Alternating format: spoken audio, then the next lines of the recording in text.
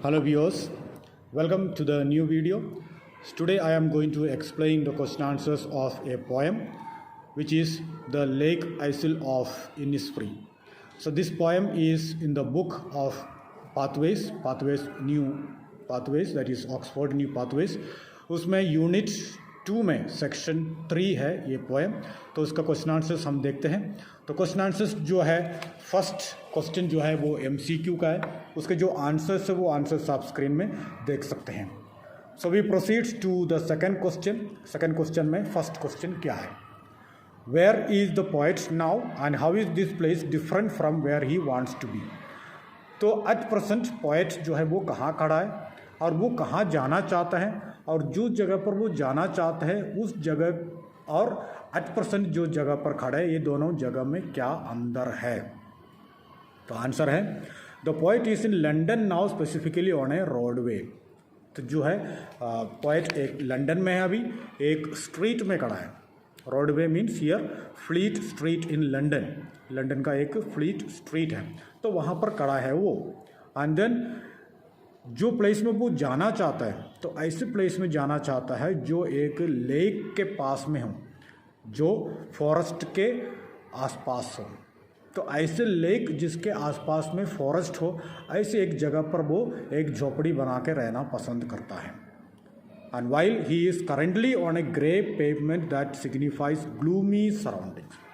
लेकिन eight percent वो जिस जगह पर रहता है, वो जो जगह है वो ऐसी एक जगह है जहाँ पर वो हैप्पी नहीं है, सेटिस्फाइड नहीं है, हमेशा मतलब भीड़ भाड़ ऐसे एरिया है, ऐसे एरिया में रहता है। तो उससे हटकर वो एक इंडिपेंडेंट एरिया जहाँ पर अभी तक कोई रहा ही नहीं है, ऐसे एक एरिया में जाके रहना पसंद कर रहा है। So now question number B, that is question number 2। What is the kind of dwelling place he has imagined for himself? तो अपने लिए एक कैसे जगह पसंद कर रहा है वो जो रहने के लिए। तो ऐसे एक फॉरेस्ट में, ऐसे एक एरिया में जाकर कैसे घर में रहना पसंद करता है, उसके बारे में, और कैसे एटमॉस्फेयर में रहना पसंद करता है।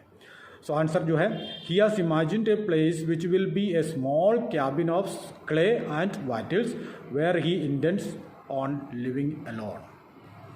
तो वो जो है एक ऐसे घर में रहना चाहता है, ऐसे एक छोटा सा कैबिन, एक झोपड़ी, ऐसे झोपड़ी में रहना चाहता है जो क्ले यानी मिट्टी से और जो लकड़ियाँ वेविंग करके जो एक झोपड़ी बनाते हैं और जिसमें मिट्टी लगी हुई, ऐसे एक झोपड़ी बना के उसमें रहना पसंद करते हैं, जहाँ पर वो ऑल अलोन रहना चाहता है, पसंद करता है, वो अकेले रहने को पसंद करता है। Okay, so now question number 3, what would he like to plant on the island, what else will he do there.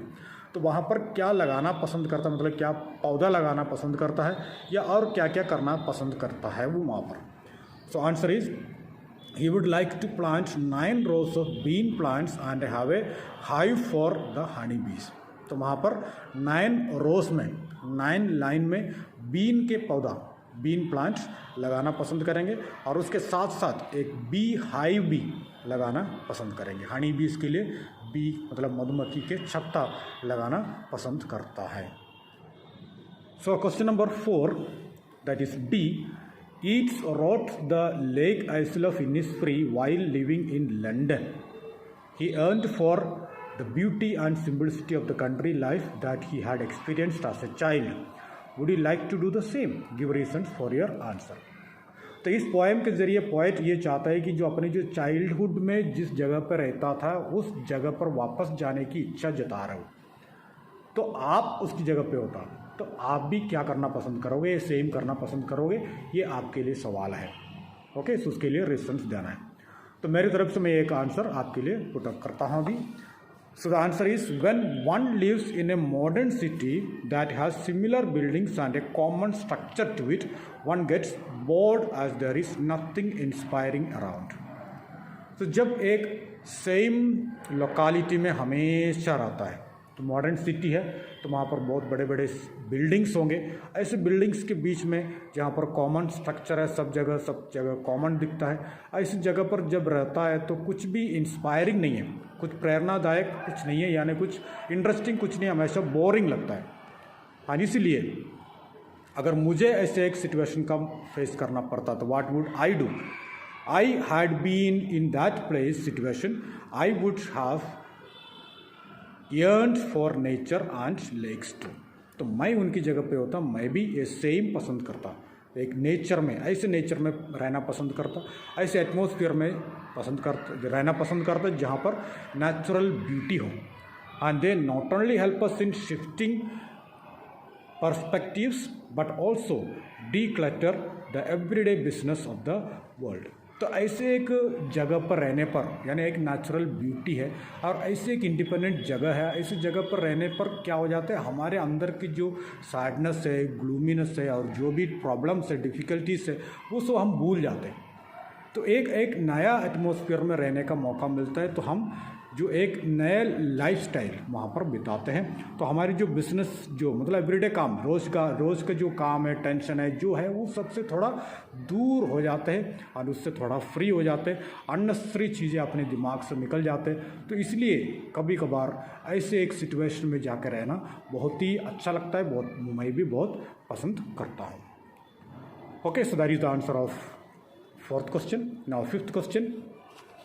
Refrain is the repetition of words or phrases. Pick an example of refrain in the poem. Why do you think this has been repeated? तो refrain के बारे में बता रहे हैं. Refrain means होता है जो words and phrases जो बार बार repeat करते हैं. तो बहुत सारे poems में ऐसे पाया जाता है कि बहुत सारे जो words and phrases जो है बार बार repeat करते हैं, तो उसको refrain करते हैं. तो ये इस पोएम में कौन सा ऐसा रिफ्रेन यूज़ किया हुआ है और उसका क्या रीज़न है? So the answer is the phrase I will arise and go now has been repeated in the poem. So इसमें, इस लेसन में क्या है, आई विल, इस पर्टिकुलर पोएम में I will arise and go now जो है वो रिपीट हुआ है. ये जो वर्ड फ्रेसेस जो है वो फ्रेसेस रिपीट हुआ है. एंड इसका रीज़न क्या है? The reason could be that the poet intends to emphasize on how desperate he is to live and experience the other side of the world. तो वो इसीलिए बार बार रिपीट कर रहे हैं क्योंकि वो बताना चाह रहे हैं कि मैं कितने बुरी तरीके से चाहता हूँ कि इस वर्ल्ड के दूसरी तरफ जाके रहूँ. तो जिस दुनिया में मैं रहता हूँ, मतलब जिस एरिया में मैं रहता हूँ, उस एरिया से हटकर दूसरा एक नया एरिया में, एक नया एटमॉस्फेयर में जाके रहने के लिए मैं बहुत पसंद करता हूँ और बहुत बैडली मैं चाहता हूँ कि मैं ऐसे एक जगह पे जाकर रहूँ. उसको स्पेसिफाई करने के लिए या एम्फसाइज करने के लिए, ज़्यादा स्ट्रेस देने के लिए ये जो पोएम है, ये जो लाइन है, वो लाइन बार बार रिपीट हुआ है. Now question number 3. The poet uses vivid sounds and light sight imagery. Fill in the table with examples from the poem. So इस पर्टिकुलर पोएम में जो है पोएट यूज़ कर रहे हैं साउंड और साइट एनर्जी. साउंड मतलब वो होता है ऑडिटरी इमेजरी, मतलब आवाज़ से पहचानते हैं, और दूसरा जो है साइट इमेजरी वो है विजुअल इमेजरी. सो ये दोनों प्रकार से बहुत सारे एक्सप्रेशंस इस पर्टिकुलर पोएम में दिखाया गया है. उसके एग्जाम्पल्स आपको पोएम में से देख के लिखना है. इसका जो आंसर्स है, वो जो एग्जाम्पल्स है आप स्क्रीन पे देख सकते हैं, इसमें देख के आप लिख लीजिए. Okay, so thank you very much for watching the video. Keep on watching my videos. So let us meet in the next video. Bye then, till then, take care. Thank you very much. Thank you.